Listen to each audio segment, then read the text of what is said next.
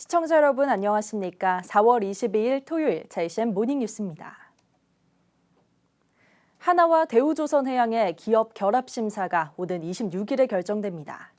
두 기업의 결합 승인 시 잠수함 등 특수선 수주와 건조에 독과점이 발생해 울산의 조선업 경쟁력이 크게 위축되고 고용난이 가중될 수 있다는 우려가 나오고 있습니다.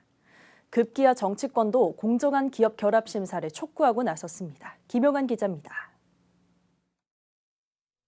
공정거래위원회가 오는 26일 하나와 대우조선해양의 기업 결합을 최종 결정합니다. 유럽연합을 포함한 해외 7개국이 기업 결합을 승인했고 우리나라 공정위의 승인만 남았습니다. 기업 결합 승인이 유력한 가운데 조건부 승인 여부가 울산에서는 최대 관건입니다. 방위산업 분야 국내 1위인 하나그룹이 대우조선해양을 인수할 경우 잠수함 등 특수선 분야에서 나머지 국내 3개 조선사가 불리해질 수 있기 때문입니다. 이와 관련해 지난 11일 현대중공업노조와 HJ중공업노조가 국회에서 기자회견을 열고 대책 마련을 촉구했습니다. 노조는 하나그룹이 저렴한 가격으로 방산 부품을 대우조선해양에 팔거나 부품 관련 정보를 더 많이 제공할 가능성 등의 문제를 제기했습니다. 지역 정치권도 여야를 떠나 한 목소리로 독과점 체제를 우려하고 나섰습니다. 잠수함과 함정 건조에 있어서 국내 다른 세계 조선소는 향후 선박 수주에서 불리한 지위에 놓을 수밖에 없는 구조가 될 것은 자명한 사실입니다. 울산의 경우 3만 4천여 명에 이르는 조선업 원하청 노동자의 고용에도 타격이 예상됩니다. 정치권은 수주와 건조 쏠림 현상을 막을 수 있는 안전장치가 마련된 조건부 승인을 공정위에 촉구했으며 조건 없는 승인 시에는 대응 수위를 높이겠다는 방침입니다. 현대중공업의 그 특수 선박이 있는 일자리를 종업원들이 자리를 잃게 된다. 주요 목적이 또 그 한 축입니다. 그게. 한편 공정위의 심사 보고서에 하나가 부품을 공급할 경우 가격이나 기술을 차별해서는 안 된다는 등의 일부 조건들이 포함된 것으로 전해지면서 26일에 있을 심사 결과에 관심이 모아지고 있습니다. JCN 뉴스 김용환입니다. 울산시가 지역경제 발전에 기여한 기업인을 발굴하고 업적을 기리기 위해 위대한 기업인 기념사업 추진 및 지원 조례안을 입법 예고했습니다. 조례안은 울산에서 태어났거나 활동했던 사람 가운데 기업가 정신으로 국가와 울산 경제 발전에 기여한 기업인을 발굴해 기념관과 기념비를 건립하고 기념행사와 학술대회 등을 개최하는 내용이 담겼습니다. 울산시는 특정인을 염두에 둔 것은 아니라며 기념사업 추진위원회를 통해 심도 있는 검토와 자문을 통해 선정하겠다고 밝혔습니다. 안효대 울산경제부시장이 지난 19일부터 어제까지 국회를 방문해 여당 주요 인사들을 만나 지역 현안 사업에 대한 지원을 요청했습니다. 안 부시장은 어제 김기현 국민의힘 당대표와 박성민, 서범수, 권명호 국회의원을 만나 국가첨단전략산업 특화단지 지정과 국가첨단산업단지 후보지 지정, 울산, 양산, 부산, 광역철도 건설 등 8가지의 주요 현안 사업에 대한 지원을 건의했습니다. 안 부시장은 앞서 국민의힘 윤재욱 원내대표와 박대출 정책위 의장을 차례로 만나 여당 차원의 적극적인 지원을 요청했습니다. 오는 26일 울산대학교에서 울산 경남 혁신도시 공공기관 지역 인재 합동 채용 설명회가 개최됩니다. 실내 행사는 인사 당담자 채용 설명회와 취업 선배 이야기 마당, 국가 직무 능력 표준 특강이 진행되고 실외에서는 울산과 경남 지역 공공기관 홍보와 울산대학교 취업 상담, LH 채용 라운지 등이 마련됩니다. 울산에서는 한국석유공사와 동서발전, 산업인력공단 등 혁신도시 공공기관이 참여하고 경남에서는 한국토지주택공사와 국토안전관리원, 주택관리공단 등이 참여할 예정입니다. 울산의 아파트값 하락폭이 6주 연속 둔화된 것으로 나타났습니다. 한국부동산원 조사에 따르면 4월 셋째 주 울산의 아파트값은 전주 대비 0.19% 하락해 6주 연속 낙폭이 둔화됐습니다. 울산의 아파트 전셋값도 0.3% 하락해 매매 가격과 마찬가지로 6주 연속 낙폭이 축소됐습니다. 이는 정부의 부동산 규제 완화와 대출 금리가 다소 안정세를 보이면서 선호도가 높은 지역이나 단지를 중심으로 거래량이 늘었기 때문으로 풀이됩니다. 대한적십자사 울산지사 회장 이취임식이 어제 울산 적십자사에서 열렸습니다. 어제 이취임식에서는 8대와 9대 회장을 지낸 김철 회장이 이임했고 10대 최종성 회장이 취임했습니다. 최종성 신임 회장은 울산의 어려운 이웃을 돕고 봉사의 중요성을 알리며 다양한 활동을 할 수 있도록 최선을 다하겠다고 밝혔습니다. 최 회장의 임기는 2026년 4월까지 3년이며 한 차례 중임이 가능합니다. 어제 새벽 울산시 울주군 남동방 28해리 해상을 운항 중이던 769톤급 러시아 어선이 불이 났습니다. 러시아 선원 25명 가운데 21명은 무사히 구조됐지만 4명은 숨진 채 발견됐습니다. 보도에 김나래 기자입니다. 어두운 밤 바다 위 선박이 시뻘건 불길에 휩싸입니다. 지난 21일 새벽 0시 43분쯤 울산시 울주군 남동방 28해리 해상에서 769톤급 러시아 어선에 화재가 발생했습니다. 해당 어선으로부터 구조 신호를 받은 정부는 해군과 해경함정, 민간 선박 20척과 공군과 해경항공기 2대를 사고 현장으로 급파했습니다. 인근 해역을 항해 중이던 어선이 구명뗏목을 타고 탈출해 포류 중이던 선원 21명을 구조했습니다. 현장에 도착한 해경함정이 화재 진압을 시작했지만 기상 악화로 인해 불길을 완전히 잡진 못했고 울산항으로 예인해 진화 작업을 벌인 끝에 오후 1시 40분쯤 완전히 불을 껐습니다. 인근에 있는 저희 함정을 급파하여 선원들 구조 작업을 실시했고 지금 현재 해상에서 기상이 너무 나빠서 해상 기상이 너무 나빠서 화재 소화 작업이 힘들 걸 판단을 하고 현재 해상에서 할 수 있는 최대한의 소화 작업을 하고 해경과 소방은 구조대원을 투입해 선내를 수색했고 실종자 4명은 모두 선미 창고와 선실 등에서 숨진 채 발견됐습니다. 해당 어선은 지난 20일 어패류 100톤을 싣고 부산항에서 러시아로 이동하던 중이었습니다. 울산해경은 오염 사고 대비를 위해 사고 선박 주위에 80m짜리 오일 펜스를 설치했습니다. 안드레이 쿨릭 주한 러시아 대사와 사고 선박에서 구조된 선장은 구조 작업에 도움을 준 대한민국에 감사 인사를 전했습니다. JCN 뉴스 김나래입니다. 검찰이 대낮에 캠핑장에서 마약을 투약하고 난동을 부린 30대 남성 3명에게 집행유예를 선고한 1심 판결에 불복해 항소했습니다. 울산지검은 최근 마약류 확산에 대한 국민적 우려가 큰 상황인데도 공공시설인 캠핑장에서 마약을 투약하고 소란을 피워 사안이 매우 중대하다며 마약 사범에 대해 엄벌할 필요성이 있어 항소한다고 밝혔습니다.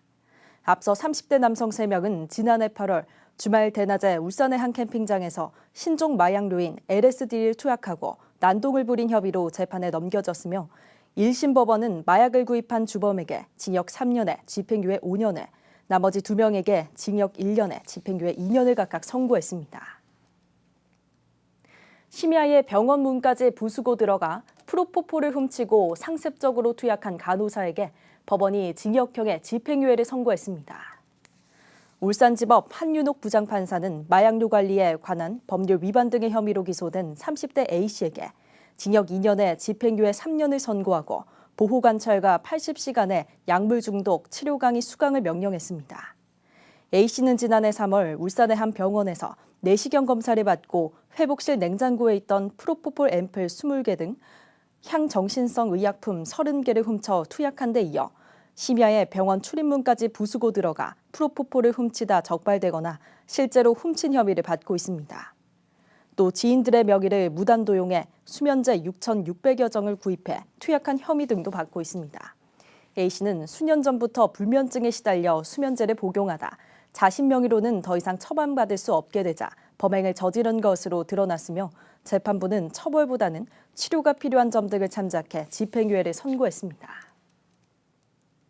지난달 8일 남구 신정시장에서 노점 단속을 하던 중 60대 노점상을 다치게 한 남구청 공익근무요원이 단순과실 치상 혐의로 어제 검찰에 송치됐습니다. 남부경찰서는 여러 각도의 CCTV를 입수해 분석한 결과 노점상이 압수된 상품을 다시 가져오려는 과정에서 단속원이 몸을 피하자 노점상이 균형을 잃고 넘어진 것으로 판단됐습니다.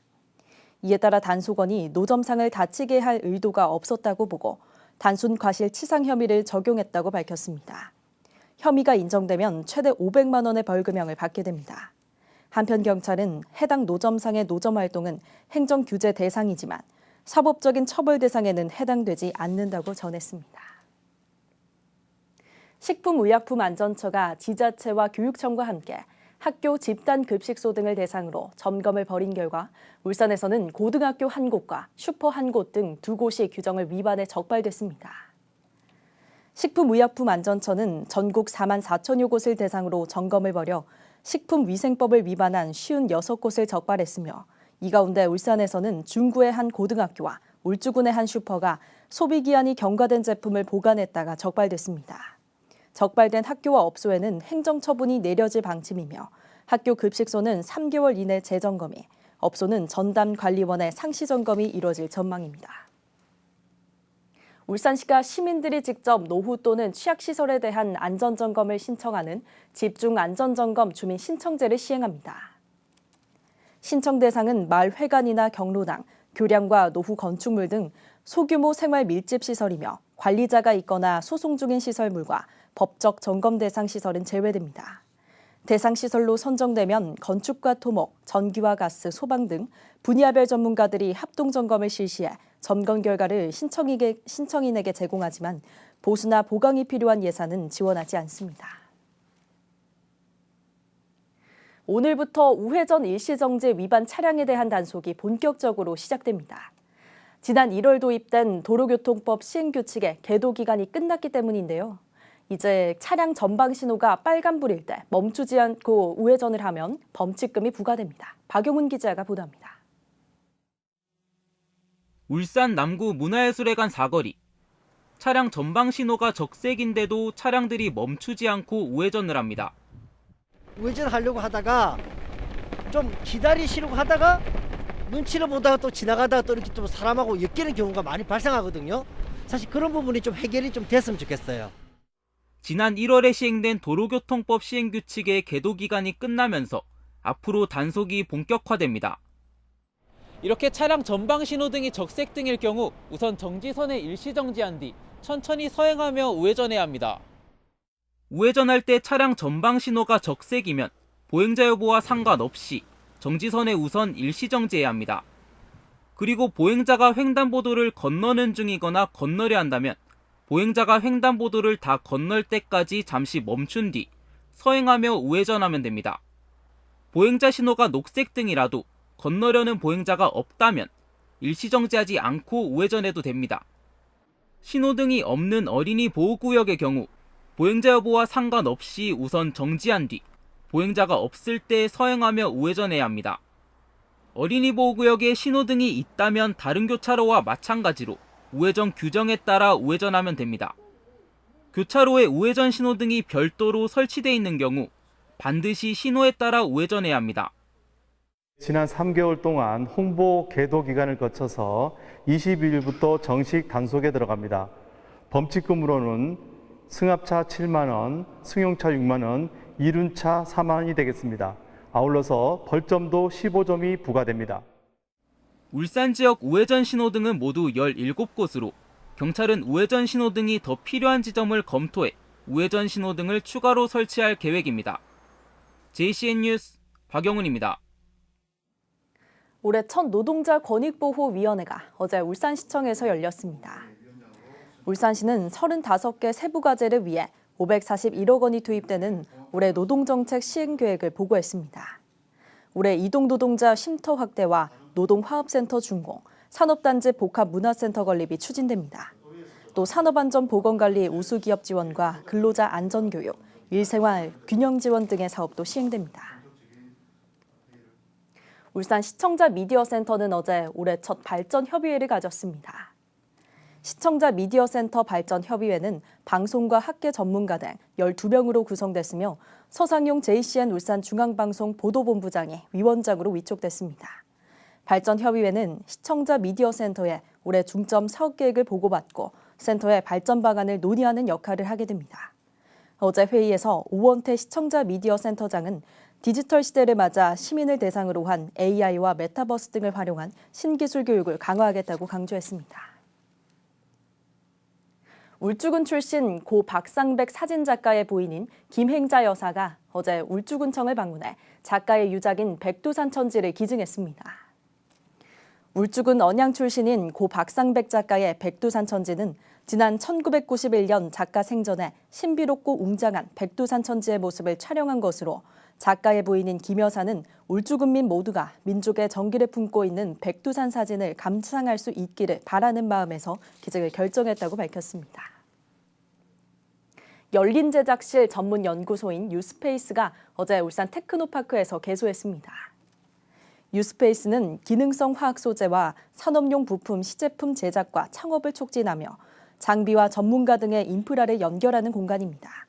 유스페이스는 3D 프린터와 CNC 가공기 등 시제품 제작 장비와 화장품 등 친환경 실험실, 업사이클 공방 등의 시설을 갖추고 있습니다. 울산시청사의 보안 강화를 위해 출입 보안문이 운영됩니다. 울산시는 시청사 본관 1층 등의 출입 보안문과 민원 접견실을 설치해 5월부터 본격 운영에 들어갈 예정이라고 밝혔습니다. 본관 4층 이상 사무실을 방문하는 민원인은 1층에서 신분증을 반문증으로 교환해야 하며 본관 대강당과 프레스센터는 현재처럼 자유롭게 이용할 수 있습니다. 울산시는 평일에 청사가 전면 개방되면서 불법 시위와 주취자, 판매원 등의 무단 출입이 가능해 안전 위협과 보안 취약 문제가 제기됐다며 출입 보안문 설치로 해소가 가능할 것으로 기대했습니다. JCM 모닝뉴스를 마칩니다. 함께해 주신 여러분 고맙습니다.